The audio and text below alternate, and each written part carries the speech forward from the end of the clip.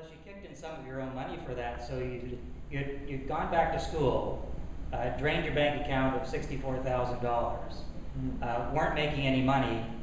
You came home and said to your wife, "Honey, I'm going to try this, and by the way, I'm going to drain the bank account for another 30 grand." Yeah. She must have been trying to pull her wedding ring off like with a trap. There was a lot of tension that time. Yeah, so you're right. I was 64,000 in the hole, and luckily I had still had some of my own capital left, and I invested 30,000 of my own money. I brought in a partner, Jonathan Ambo. If anyone's seen the show, he was on the show with me. He invested another 25, 30 grand, and we made a go of it with that money without even the guarantee of the loan. The loan just really helped us because if we didn't have that extra money, there's a lot of cost overruns. Our website that we thought we could do for 10,000 ended up costing 40,000.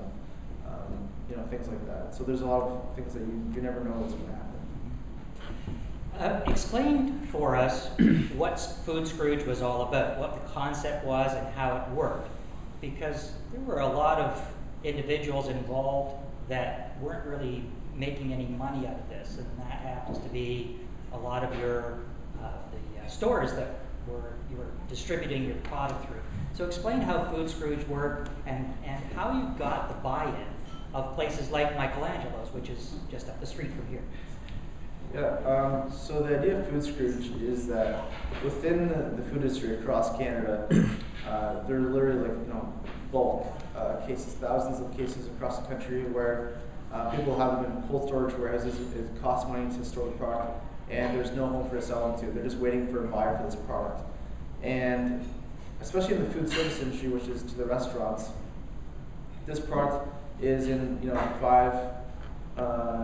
or 5 kilo boxes, so it's just enough that it is usable by the end consumer, but it's kind of extreme bulk. It's kind of like Costco to the 10th degree. So the idea was that if we can work with the food service distributors or the food service manufacturers who and sell that product directly to the end consumer through the internet, the concept was that the hypothesis was that they would be really intrigued by this new business model because it wouldn't compete or cannibalize any of their existing business. Any business that we could sell directly to an end consumer, it would be over and above their existing business. And when they have product that they have to sell at a discount, right before they mentioned the Food Scrooge, they would have to sell it off to their restaurants, pile up their accounts with cheap meat, cheap product, and therefore they would not be buying product at full price. So we really saw the Food Scrooge as an innovation that would really complement the food service industry and help them get rid of excess product, because they have to take positions on product. Like they have to buy a full trailer load of let's say strip loin steaks without knowing whether or not they have that sale necessarily. They're taking their best guess. So the idea was that to sell bulk product through the internet and then utilize independent retailers as pickup points. And so the idea is that if we can have subscribers across all of Mississauga and only have a couple different pickup points, let's say Michelangelo's, and another one that we have in Mississauga is called Branco now on Tompkin. And the idea is that because we're only partnering with one retailer for a large geographic area, we're driving new customers into the store that probably don't shop at Michelangelo's. Therefore, we're becoming a customer acquisition tool for Michelangelo's. And the hope is that when you go into the store and present your voucher for your case of product at the customer service counter, you're going to go and do some shopping and buy things while you're there, because you still need your eggs and your milk and your bread and whatever, what have you. So you might as well do it there versus somewhere else to save time. This is basically doing the same functionality that their flyer does on loss leaders. We're just doing it for them and then without it costing them anything other than space in their freezer. How many retailers did you end up with by the time you sold to WagJag? So we had, the first 6 months was a roller coaster of people coming in and coming out. So Michelangelo's was, our greatest partner, and we're very loyal to them. We had up to 10 people through up until July of our first year, and by the time we actually finished the acquisition deal with WagJag, we were down to 4, just because of people coming in and going. The format didn't work for everyone, And the food industry isn't really filled with the most entrepreneurial people. They're pretty conservative. And so the way a lot of these people saw the model was they're basically giving us free space and not getting anything for it. Whereas our position was that we're generating increased sales for them and doing free marketing. So it was just two ways looking at the same ball. How did you end up on Dragon's Den, and what came first? Did you get WagJag's attention first, or were you on the Den first and then you got their attention? So Dragon's Den was taping the first week of April. We had literally just launched a week before. We just launched WagJag a week before we were on Dragon's Den. So if you watched the episode, they said we had 1 week of sales. Literally, we had $5,000 in sales by the time we went on Dragon's Den, and on our first week. And WagJag happened much later. So within 2 months, they have these aggregator sites like Deal Radar or OneSpout. Some of you may be familiar with those. And so it's a very small community. We all see what each other are doing. And we originally got approached by a company called TeamBuy that wanted to acquire us. And those negotiations were progressing along. And I felt that I needed to create more of a competitive situation. So I literally cold called the WagJag customer service line, talked to some random customer service agent, asked him to patch me through to Jeremy Zucker, who is the president of WagJag. And it was kind of like those, sorry, who are you again? And within like a few hours, his co-founder, Gabriel Becker, had called me back. And within 3 weeks, we had a full meeting with all the key stakeholders with Torstar Digital, including Thomas Sturley, who's the president of Torstar Digital. And the next day, they had an offer sheet on for us to sign. They really wanted to acquire us, and they wanted to make sure that we went with them instead of TeamBuy. How did you end up on Dragon's Den? What was the motivation there? Did somebody prompt you and say, "Hey, Tim, you should get on the Dragon's Den, maybe you can make a deal"? Well, I'm a big fan of the show. I love Dragon's Den. We were on BNN Business News Network's The Pitch back in February of 2010, and we saw with the good publicity that gave us some good credibility. So we thought that getting on Dragon's Den, we've heard of the Dragon's Den effect, and we really wanted the investment, and we really wanted the expertise of Bruce and Arlene. And secondly, we thought that getting that advertising to nationwide would really help us with our subscriber base, and we were right. What was the deal that you put together, and did it finalize exactly the way it was presented on the show? You mean the follow-up episode? Well, the deal that you did with Bruce and Arlene. Yeah, so the deal we did on TV was $125,000 for 35% equity in Food Scrooge. And it didn't happen 2 weeks after the show aired, like the TV said, but it still, we went through that summer. We did the due diligence.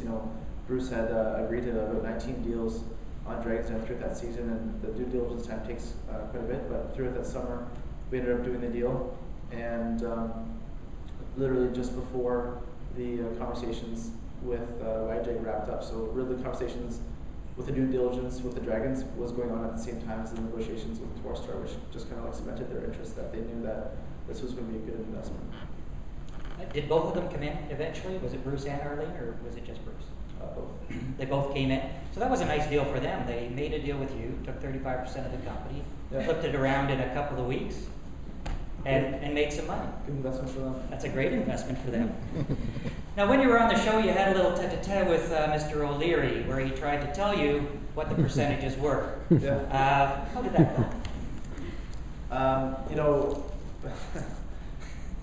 So, I was actually in the Dragon's Den for over an hour. It was about an hour and 15 minutes total. So there's a lot of build up to that, of tension. And, in my head going into the den, I know that, Kevin is the kind of guy that will steamroll you if he can.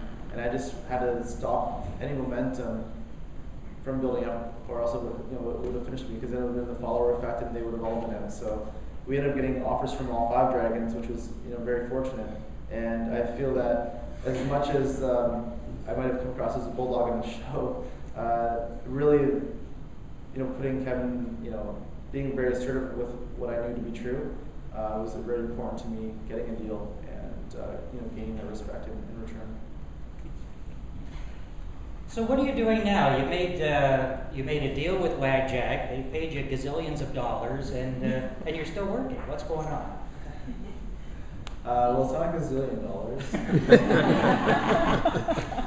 I mean, so the way that any kind of good deal is structured, they want to make sure that they are buying a sustainable business model. And so obviously me still being a very new business and me being the key to that intellectual property, they want to make sure that I scale the business to where it can get scaled to, and then do the knowledge transfer. So part of the deal structured is that I'm going to really build that business, scale it, and make it a force to be reckoned with in the food industry. And we're still in that process, so I'll be there for the next year and a half minimum. And plus, I really am enjoying my time with Torstar Digital. I have another project that I'm working on with them as well, and it's a very entrepreneurial company, and I see myself possibly being there for quite a long time to come. What was the transition like going from being your own boss, running your own show, and now you've got all this corporate stuff that you need to deal with? Yeah. How was that transition for you as an entrepreneur? Yeah, it was like I almost pleasantly forgot about it when I left Maple Leaf, and getting back into it. When I was on my own, I was the head of my own company, but I had one full-time employee that I had hired, a young kid, and I had my partner who was really part-time because he had his other full-time job, and I had outsourced my IT. So really, when it came down to it, I was the customer service, the operations, the sales. I was all those functions within one, and literally working 16, sometimes 18 hours a day, firefighting, problem solving, and trying to grow at the same time. So it was really stressful, especially when you don't see the growth happening as quickly as you want. And as an entrepreneur, you really have to know that there's going to be really low lows and really high highs, and it's it's almost like signing up to being bipolar almost sometimes. You know what I mean? It's just really extreme from one week to the next sometimes. And so going into Torstar, yeah, I have to put up with some of that red tape, but now I have really the support staff, the customer service department, the operations, and I'm really able to delegate and lean on those resources versus having just to rely on myself. So I think it's a good trade-off, and I'll put up with that. Any of those. So now you've got peeps. Now I got some peeps. Yeah. And plus you were burning through $20,000 a month in cash, so getting rid of that stress probably helps as well.